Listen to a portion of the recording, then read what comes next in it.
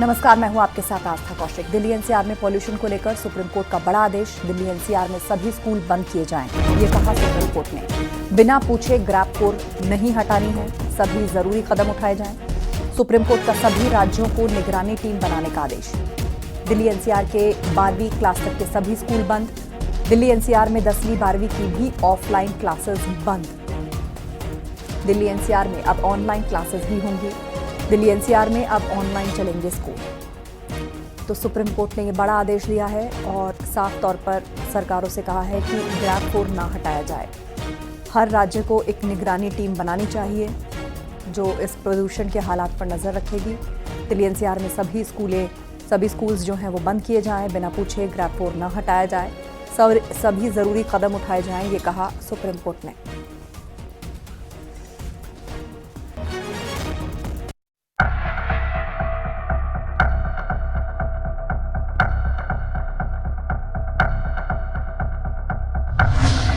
Gas chamber बनी राजधानी।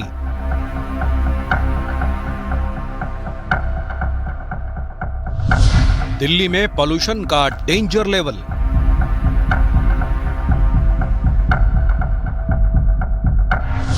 दिल्ली की दम घोटू हवा।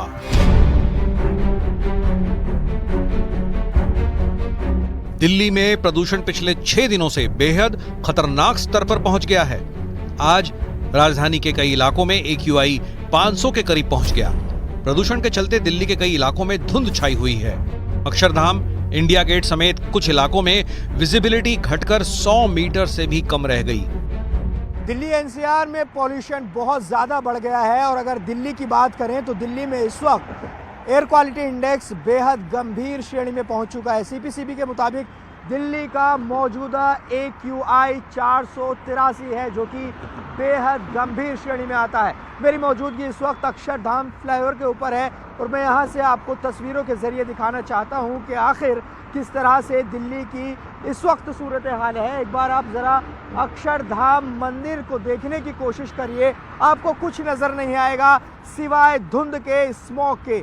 ज़रा सी परछाई भी अक्षरधाम की आपको नज़र नहीं आएगी।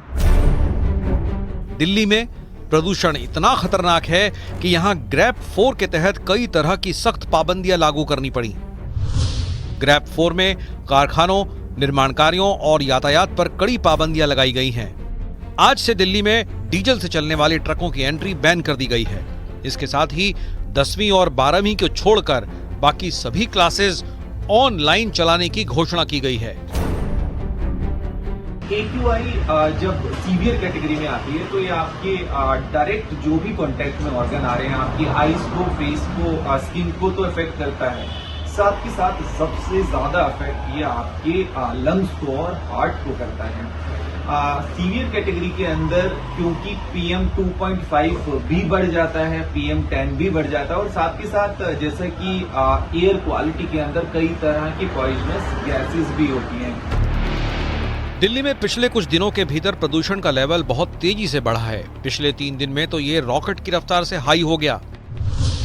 सबसे पहले 15 अक्टूबर को दिल्ली में ग्रैब 1 लागू हुआ। इसके 7 दिन बाद यानी 22 अक्टूबर को दिल्ली में ग्रैब 2 की पाबंदियां लागू की गईं, क्योंकि प्रदूषण का लेवल और बढ़ गया था।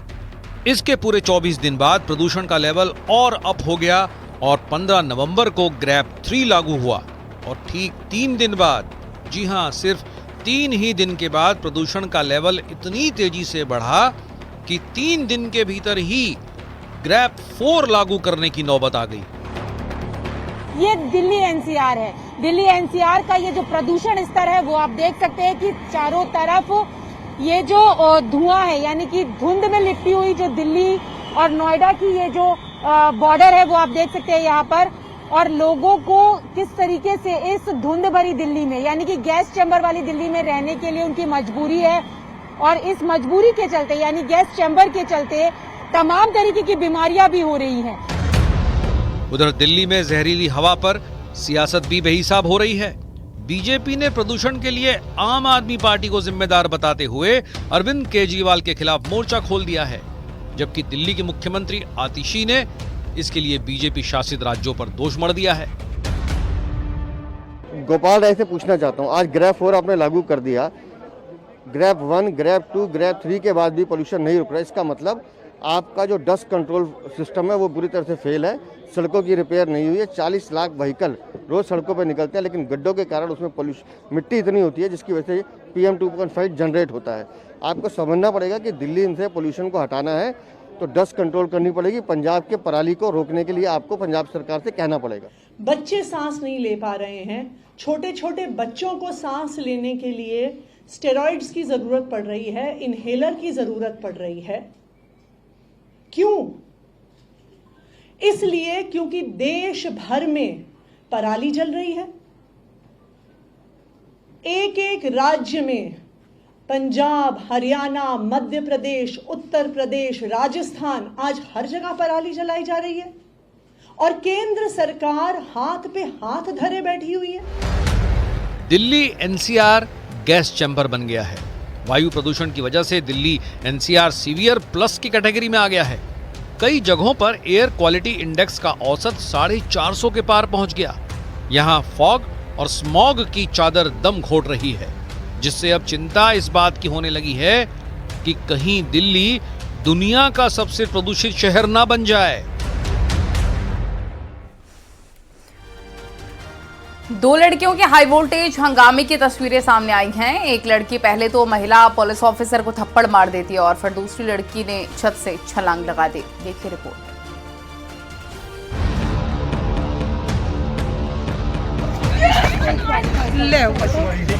गोंडा में 2 लड़कियों के हाई वोल्टेज ड्रामे के कारण सनसनी फैल गई। यहां अतिक्रमण हटाने गई टीम के सिपाही को एक लड़की ने थप्पड़ जड़ दिया और जमकर हंगामा किया। मामला परसपुर थाना क्षेत्र का है। इतना ही नहीं, पुलिस को चेतावनी देकर लड़की छत से कूद गई और इसके बाद तो अफरा तफरी मच गई।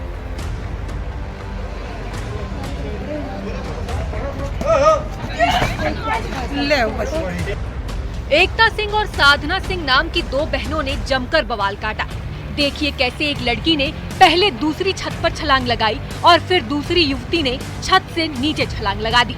छत से कूदने के बाद चोटिल युवती को अस्पताल ले जाया गया। स्थानीय लेखपाल की तहरीर पर परसपुर थाने में केस दर्ज कराया गया है।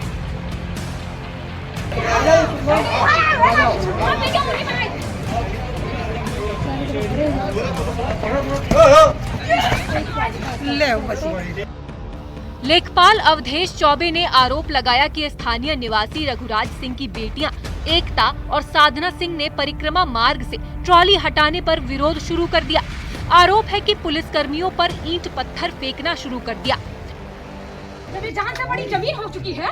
तब देखिए मेरा सर, देखिए आप भी देखिए, मैं आपके पास गई थी कागज लेके हाई कोर्ट का, मैं आपके पास गई थी। समस्या का नीचे आओ ना, समस्या का कूद बड़ा सा है, कूद पीछे से कूद पकड़ा, कूद बड़ा सा, जान से बड़ी जमीन है, देख लो सर। महिला कांस्टेबल मंगला सिंह यादव समेत कर्मियों ने विरोध जताया तो महिला कांस्टेबल को थप्पड़ जड़ दिए। इसके बाद ट्रॉली हटाने के विरोध की चेतावनी देकर पुलिस के सामने ही छत से कूद गई। इस दौरान स्थानीय स्तर पर अफरा तफरी मच गई। पुलिस इन दोनों लड़कियों को समझाने की कोशिश करती रही, लेकिन वो नहीं मानी और काफी देर तक हंगामा करती रही। काफी मशक्कत के बाद हालात पर काबू पाया। अब सोशल मीडिया में इनका वीडियो जमकर वायरल हो रहा है, जिसे लोग सोशल मीडिया में जमकर देख रहे हैं। जिसने भी ये तस्वीरें देखी वो हैरान रह गया। Bureau report, news 18। रसगुल्ले को लेकर हो गई फायरिंग। शायद आपको यकीन न हो, लेकिन ये सच है। एक शादी के दौरान रसगुल्ले को लेकर बात इतनी बिगड़ी कि गोली चलने की नौबत आ गई।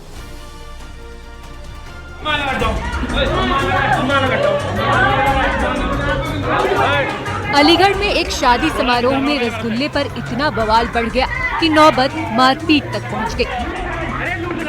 लड़के पक्ष और लड़की पक्ष में रसगुल्ले को लेकर जमकर मारपीट हुई। देखिए इन तस्वीरों को।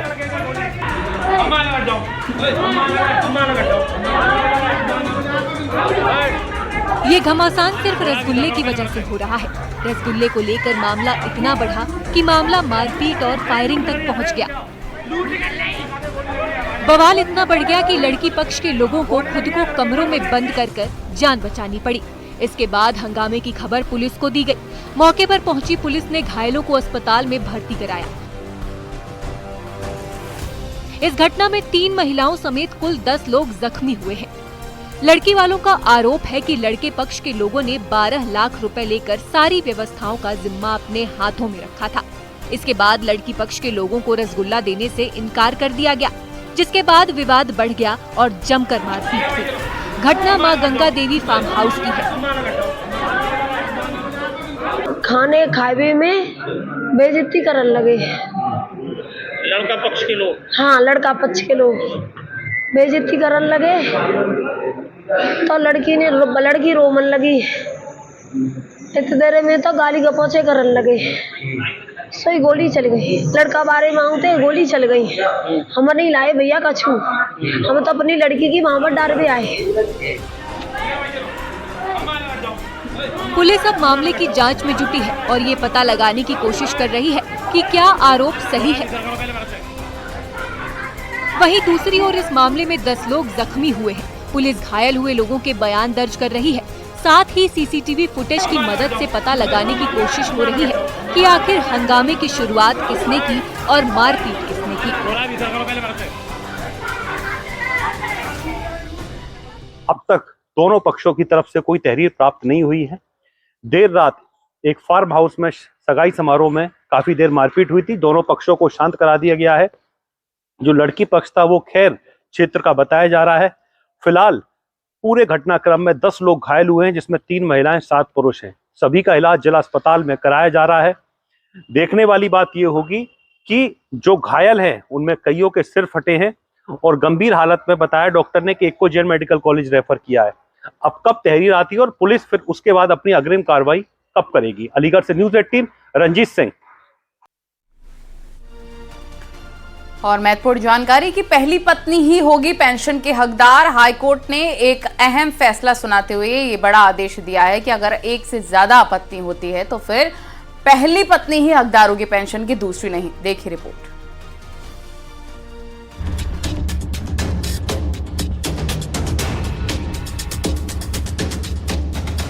इलाहाबाद हाईकोर्ट ने मुस्लिम कर्मचारी की एक से ज्यादा पत्नी होने पर पेंशन को लेकर अहम फैसला सुनाया है।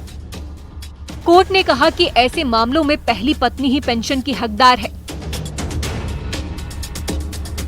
इलाहाबाद हाईकोर्ट का ये फैसला सोशल मीडिया में चर्चा का मुद्दा बना हुआ है। कोर्ट ने इसे लेकर अलीगढ़ मुस्लिम यूनिवर्सिटी के कुलपति को 2 महीने में फैसला लेने का आदेश दिया। दरअसल याची सुल्ताना बेगम के पति मोहम्मद इशाक अलीगढ़ मुस्लिम यूनिवर्सिटी के सेवानिवृत्त कर्मचारी थे। उन्होंने 3 शादियां की थी।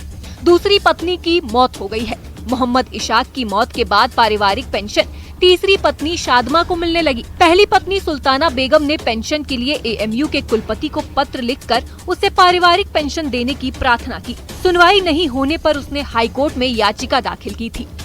रिटायर मुस्लिम कर्मचारी की एक से अधिक शादियां होने की स्थिति में पारिवारिक पेंशन विवाद में इलाहाबाद हाई कोर्ट ने बेहद अहम फैसला सुनाया है। जस्टिस प्रकाश पाडिया की सिंगल बेंच ने पहली पत्नी को पेंशन का हकदार माना है। कोर्ट ने अलीगढ़ मुस्लिम यूनिवर्सिटी के वाइस चांसलर को याची और विपक्ष दोनों को सुनकर 2 माह में निर्णय लेने का आदेश दिया है। दरअसल पूरा मामला मोहम्मद इशाक जो कि अलीगढ़ मुस्लिम यूनिवर्सिटी में कर्मचारी थे उनसे जुड़ा हुआ है। रिटायरमेंट के बाद उनकी मौत हो गई, लेकिन उन्होंने 3 शादियां की थी। दूसरी पत्नी की मौत हो चुकी है और उनकी मौत के बाद तीसरी पत्नी शादमा को पेंशन मिलने लगी, जिसको लेकर पहली पत्नी सुल्ताना बेगम ने अलीगढ़ मुस्लिम यूनिवर्सिटी के वाइस चांसलर को प्रत्यावेदन दिया और ये मांग की कि यह पेंशन उन्हें मिलनी चाहिए, लेकिन उनका प्रत्यावेदन डिसाइड नहीं किया गया, जिसके चलते वो इलाहाबाद हाईकोर्ट पहुंची।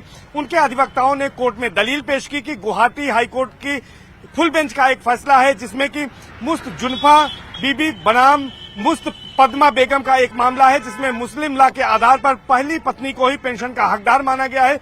कोर्ट ने इसी आधार पर पहली पत्नी को हकदार मानते हुए इसमें फैसला सुनाया है। कोर्ट ने कहा है कि ऐसी स्थिति में पहली पत्नी ही पेंशन की हकदार है और अलीगढ़ मुस्लिम यूनिवर्सिटी के वाइस चांसलर को यह आदेश दिया है कि 2 माह में याची और विपक्षी को सुनकर इस मामले में निर्णय लें। कोर्ट ने इस याचिका को निस्तारित कर दिया है। कैमरा पर्सन उपेंद्र यादव के साथ सर्वेश दुबे, न्यूज़ 18 प्रयागराज। बद्रीनाथ धाम के कपाट बंद होने के साथ इस साल की 4 धाम यात्रा सफलतापूर्वक संपन्न हुई। इस साल 48 लाख से ज्यादा श्रद्धालुओं ने 4 धामों के दर्शन किए।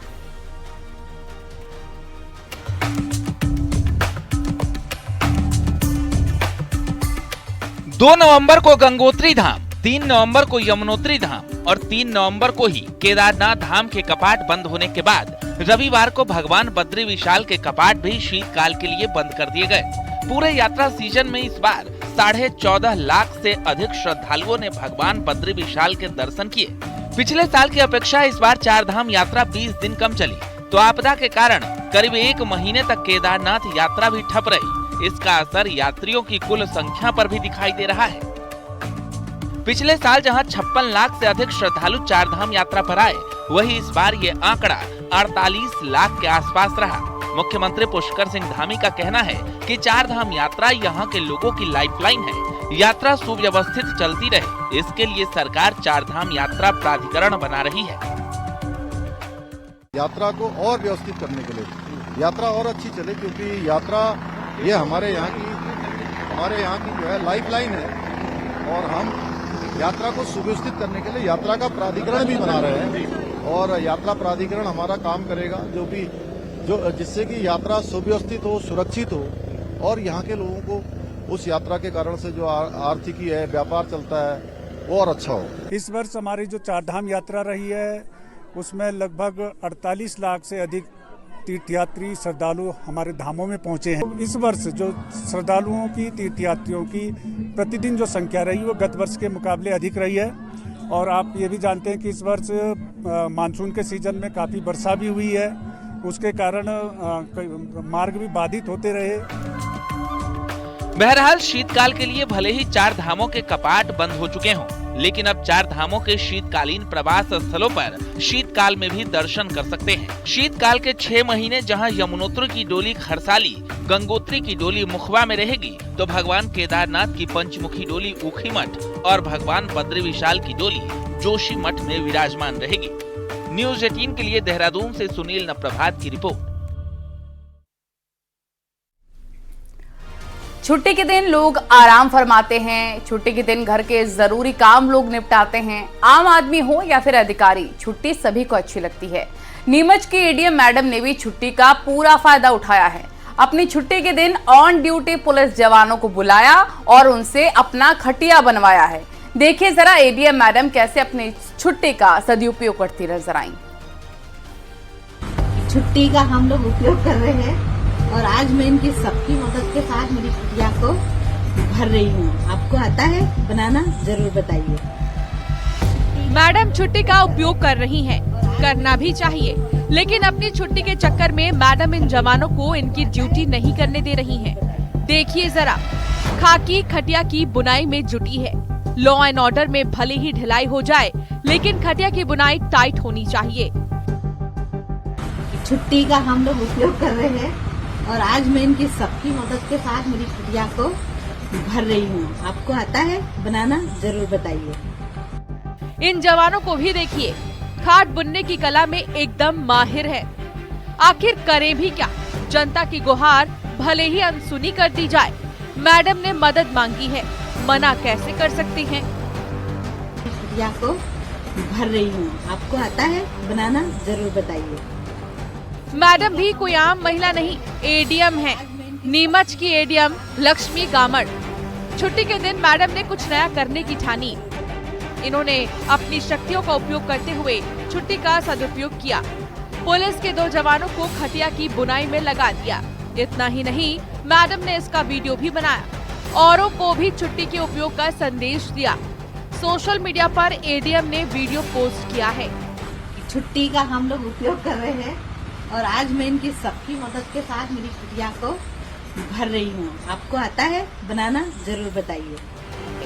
वीडियो में देखा जा सकता है, मैडम पास में खड़ी हैं और वर्दी पहने 2 जवान खटिया बुन रहे हैं।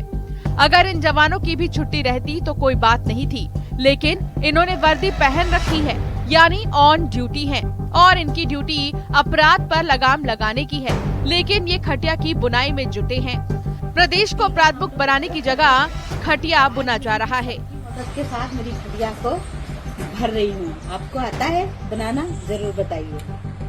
Bureau report, news 18।